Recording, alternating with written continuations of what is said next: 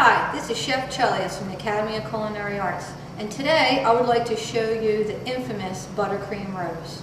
Many students have a difficult time mastering this technique, but practice makes perfect. Today I'm going to show you buttercream roses and place it on an inverted cake pan lined with saran, just so you get a good idea of where they would be placed on your celebration cake in class. What you'll need is a rose nail, and you should understand that rose nails come in varying sizes. I have ones that can be the size of a pencil, and generally the size of the nail will indicate the overall finished size of the rose. You're also going to need a bag filled with buttercream.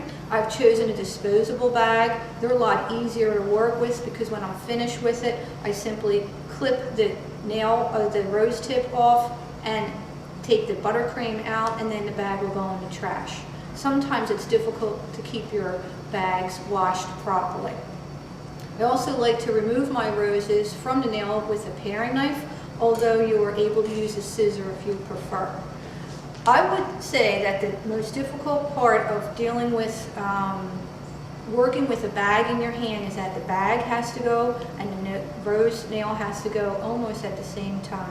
The angle is critical, and when you hold your rose tip, the larger side or the wider side should be down on the nail.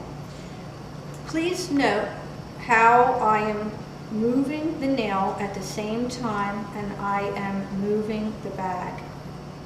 The center of the rose is critical, because if you don't build the center up, what happens is your roses start to look like cabbage.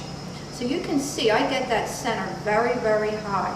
And then I'm going to place about 3 petals up and down, and again, up and down.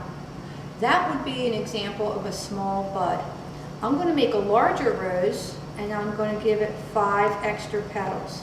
1, 2, 3, 4, and 5. At that point, your rose is ready to be removed from the nail. You very carefully scooch it, if you will, off of the rose nail with the paring knife and place it onto your cake.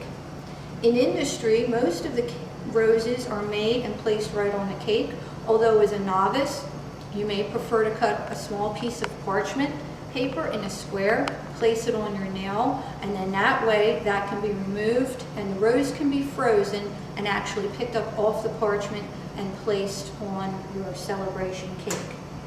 This rose now needs some leaves, and I like to do my leaves in a parchment bag. This is filled with green buttercream, and I take scissors and I simply will cut that bag in the shape of a V, the letter V, on an angle.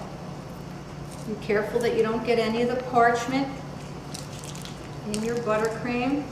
And I do a little test and see if I like the way that that's been cut, and I don't like the way that's been cut, so I'm going to go back. And I can see that that's cut better and it's actually giving me more of a leaf. So your rose would go on your cake, and then we're going to put our leaves. Buttercream roses for a celebration cake. Good luck!